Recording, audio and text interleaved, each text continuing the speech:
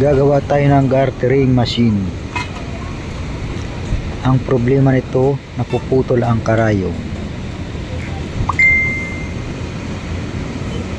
Yan siya, inapahan ko, naputol at ang karayom. So tingnan natin ang timing ng needle at saka loper. Ayan, nakikita ko bumabangga yung karayom na sa loper. May natira kasing dalawang karayom.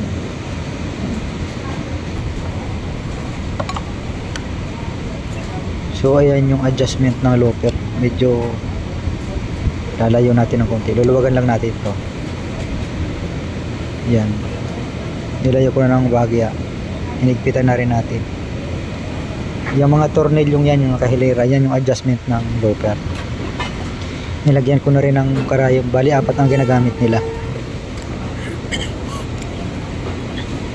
Ayan. Inayos ko lang yung timing.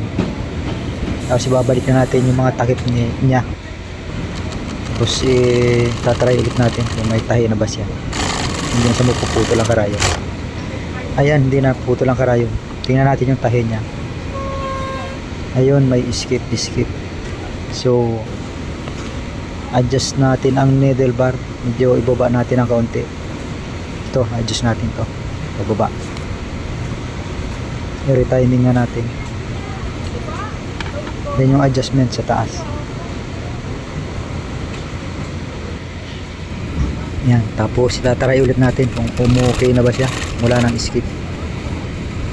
Yun, wala na siyang skip mga loads. Sana kung nakatulong, paki-like and share na lang po and subscribe. Thank you.